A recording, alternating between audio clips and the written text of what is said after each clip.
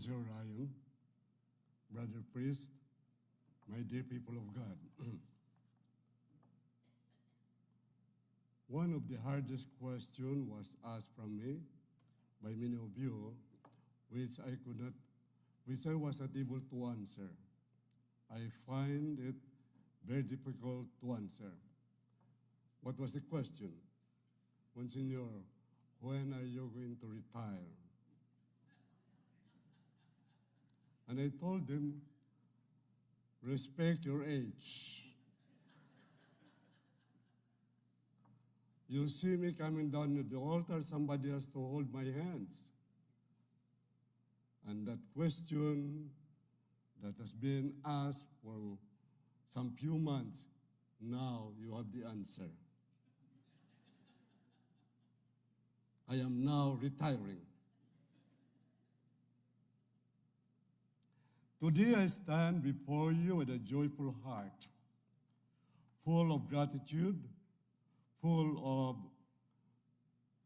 memories, full of love. And if I am honest, a little full of tears. I find myself praying for the words of St. Paul in a very personal way.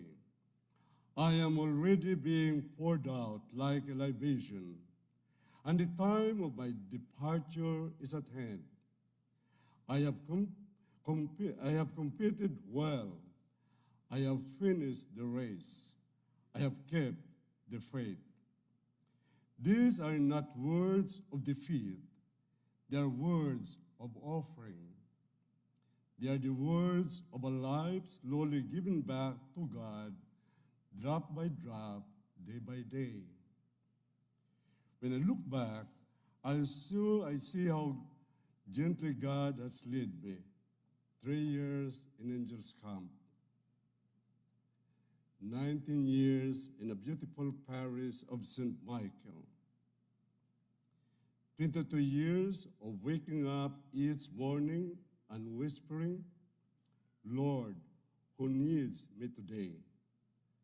At the time, each day felt ordinary. A mass, a meeting, a visit, a phone call, nothing that would ever make the news. Yet, when you repeat those small acts every single day for 22 years, they become thousands of masses, thousands of confessions, countless hospital visits, countless prayers at bedside and graves. What seemed small to me was never small to God. He was weaving something much bigger than I could see. Even now, as one chapter closes, I trust that His plans for me and for all of us are still filled with hope and a future.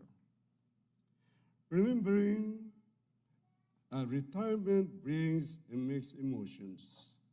People talk about it like it is all rest and freedom. No alarm clocks, no schedules, no responsibilities. And yes, there is some of that. But there is also a quiet question that comes at night when the house is silent. Who am I now? What is my purpose in life now? For many of us, our work shape our destiny. For a priest, a parish is not just a work. It is a family. It is a home. It is the faces you love. So stepping away, you can feel like losing a part of your own heart. The gospel today takes us to the shore of the Sea of Galilee.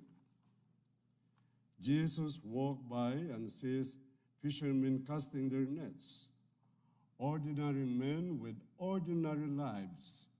He simply says, follow me. They leave their nets and followed and followed Jesus. That call never really ends. It changes shape, but it never ends. When I was young, following meant long hours and busy days. Now following may mean something quieter, more listening, more praying, more being present to the person in front of me. But it's still the same voice, still the same Lord, still the same call. A priest never truly retires from following Jesus. We only set down certain nets. I used to think that fruitfulness means program, project, and accomplishment. Back in the Philippines, all my assignments, all the parishes that I was assigned to, all about renovations. When I learned that I'm coming to the United States, I told myself, now I'm happy. I am free from all these renovations of the church and parish. Now I see it differently. Some of the most fruitful people I know are our elderly parishioners who can no longer drive or organize events, yet they pray the rosary every day for their children, for this parish, for the pastors, for all the priests, and for the world. They may never stand in front of a microphone, yet their hidden prayers hold everything together. They are still active and alive in His eyes. They still bear fruit. I hope to be like them. So if you ever wonder what my retirement will look like, I hope it looks very simply. More time to pray for you by name. More time to call someone who is lonely. More time sitting with a cup of coffee in the mall of Iloilo City and Roa City and really listening to a story. More time simply to read and to love, because in the end, love is the only word that really lasts. Buildings age, programs change, schedules disappear. Love remains. When I arrived at St. Michael's 19 years ago, I did not know how deeply you would shape me. I baptized your children. I heard your confessions. I witnessed your marriage. I buried your parents and grandparents. I stood with you in the hospitals and at the graveside. At the vestibule, you bring your rosaries and anything to be blessed, and I did bless it.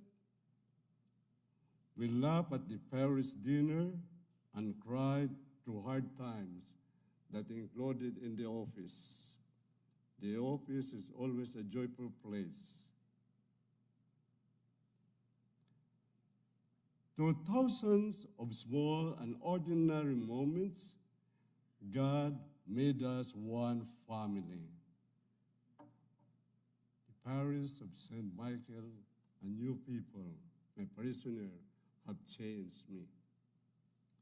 You made me a better priest and a better man. If there was any good in my ministry, much of it came from you. And I truly believe that the good work God began in all of us is not finished, not for me, not for you.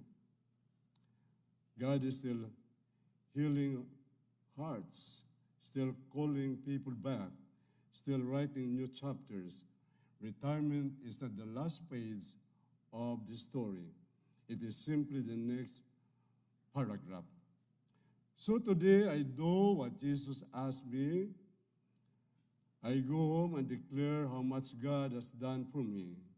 He gave me angels' camp. He gave me St. Michael's. He gave me you, your names, your faces, your stories, and my greatest treasure.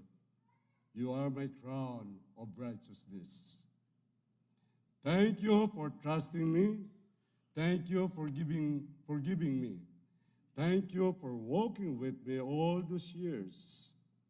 Serving you has been the privilege of my life. As I come to this moment, I realize that retirement is not about stepping away. It is about offering everything back to God. All the years, all the memories, all the faces, all the love. Like a cup slowly emptied at the altar, my life as a priest has been poured out little by little, not in one grand gesture, but in thousands of small yeses. Yes to another mass. Yes to another meeting. Yes to one more. Yes to one visit the hospital. Yes to one more prayer for someone in need.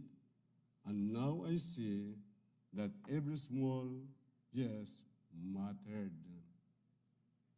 So today I stand before you not with regrets, but with gratitude. Not with fear, but with trust.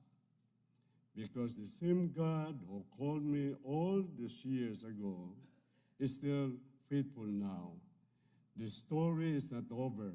The work of love is not finished. God is still leading all of us home.